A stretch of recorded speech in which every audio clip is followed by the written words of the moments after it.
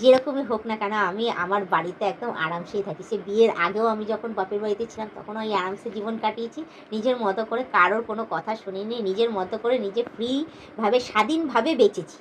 Hello বন্ধুরা, welcome to my channel. তোমরা সবাই কেমন আছো? আশা করি তোমরা সবাই খুব ভালো আছো, আর আমিও ভীষণ ভালো আছি। কিন্তু কেন বলো তো, আমি একটা কথা বলি, আজকে আমার বড্ড রাগ হচ্ছে তোমার দাদার ওপর। আমি কতদিন থেকে বলছি ঘুরতে যাব, কোথাও নিয়ে যাচ্ছে না জানো। তো যাই হোক, আমি সহজে রাগ করি না জানো তো, বেশ হাসি খুশি থাকি, ভালোই থাকি। আমি নুন ভাত খেয়েও সুন্দর থাকি। আমি কখনো বলি না এইটা দাও ওটা দাও এই সে, শুধু আমি বলি যে একটু ঘুরতে নিয়ে যাবে, ব্যাস। যে কোনো অকেশনে হোক আমাকে ঘুরতে নিয়ে যাবে, আমি ঠান্ডা থাকবো। তো যাই হোক, আমি আমার জন্মদিনও করি না, ঠিক আছে, জন্মদিনে কেকও কাটি না, বলি না আমাকে গিফট দাও বা কিছু। আমি শুধু বলি যে আমাকে ঘুরতে নিয়ে চলো, অ্যাটলিস্ট ঘর থেকে একটু বাইরে নিয়ে চলো। বাইরে গেলে আমি একটু রিল্যাক্স হতে পারবো, একটু ভালো লাগবে। তারপরে যখন রিল্যাক্স হয়ে ঘরে ঢুকবো তখন আমার যে কোনো কাজে কর্মে আমার ভালো মন লাগবে জানো তো।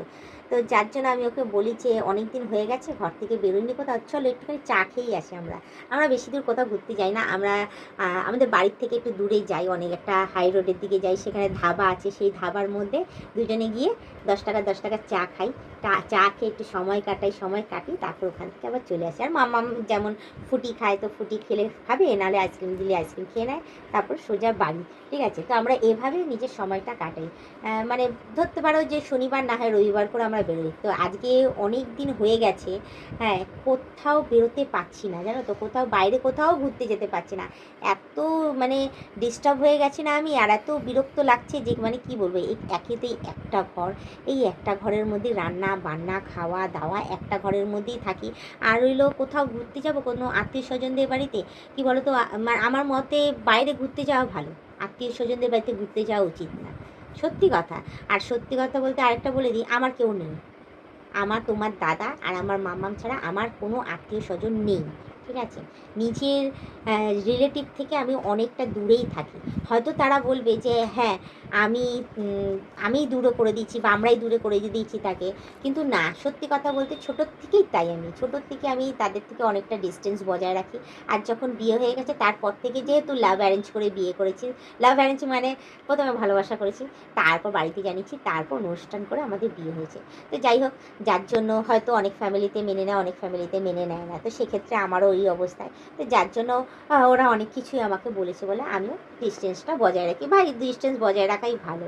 হ্যাঁ, নিজের খাবো, নিজের করবো, নিজের ঘরে থাকবো একদম আরামসে। তো আমি ভাই প্রচণ্ড বিন্দাস, যেরকমই হোক না কেন আমি আমার বাড়িতে একদম আরামসেই থাকি। সে বিয়ের আগেও আমি যখন বাপের বাড়িতে ছিলাম তখনও ওই আরামসে জীবন কাটিয়েছি।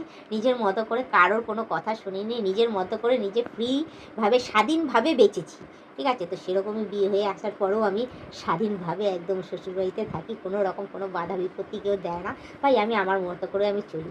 ওদের কাজের সম্পর্ক, কাজ মিটে গেলেই ব্যাস, আমি আমার মতো, তোমরা তোমার মতো। তো যাই হোক, এভাবেই চলছিল, বেশ ভালোই চলছে, ঠিক আছে। তার মাঝখানে শুধু একটা আবদার করেছি তোমার দাদার কাছে, যে আমাকে এতদিন হয়ে গেছে আমি কোথাও বেরোয়নি, কোথাও চা খেতেও যাইনি, অ্যাটলিস্ট কোথাও তো একটু ঘুরিয়ে আসো, বাইরে একটু হাওয়া লাগবে, মাথা একটু রিল্যাক্স হয়ে যাবে, ভালো লাগবে। অ্যাটলিস্ট আমি সংসারের রান্না বান্না কাজকর্ম, তোমাদের চেঁচামেচি, মাম্মামের অত্যাচার, এগুলো তো অ্যাটলিস্ট সমস্ত কিছু তো আমি তখন লোড নিতে পারবো। কিন্তু না, ও সময় হয়ে উঠছে না যে নিয়ে যাবে। তো যাই হোক, আমি ওই জন্য রাগ করে আমি একটুখানি শুয়ে রয়েছি। আজকে চা দেবো না ভেবেছি, আজকে ও ঘরে ঢুকুক, চা দেওয়া বন্ধ। যদি পারে নিজের চা করে খাবে, না হলে টোটালি চা বন্ধ পুরোপুরিভাবে। আমাকে নিয়ে যাবে ঘুরতে, তাহলে চা দেবো, তার না নিয়ে গেলে চা বন্ধ। তো যাই জন্য আমি এখন এখানে শুয়ে রয়েছি, আমি এখন উঠবো না। তো চলো, আমি এখন ঘুমিয়েই থাকবো। তো বেশি কথা না বলে শুধু এইটুখানিই বলবো, তোমরা সবাই সুস্থ সবল থেকো, ভালো থেকো। যারা নতুন দেখছো তারা অতি অবশ্যই আমাকে সাবস্ক্রাইব করে দিই, বেল আইকনটা টুক করে টিপে দিই, অল নোটিফিকেশানটা অন করে দিও। আর যারা এখনও পর্যন্ত মেম্বারশিপটা নাওনি তারা তাড়াতাড়ি করে মেম্বারশিপটা নিয়ে নিও। পারলে তোমাদের বন্ধু বান্ধব যতজন আছে সবাইকে বলো মেম্বারশিপটা নেওয়ার জন্য। নিলে ভালো কথা, নাহলে তোমরাই দেখতে থেকো, তোমরাই টিকে থেকো, এভাবেই আমাকে হেল্প করে যেত। আজকের ব্লগ ভিডিওটা আমি এখানেই শেষ করছি। আবার অন্য দিন অন্য কোনো সময় আমি ব্লগ ভিডিও নিয়ে হাজির হয়ে যাবো। আজকের মতো টাটা, বাই বাই, সুস্থ থেকে এইভাবে আমাকে দেখতে থেকো, আমার পাশে থেকে, আর আমাকে প্রচুর পরিমাণে সাপোর্ট করে এগিয়ে নিয়ে যাও।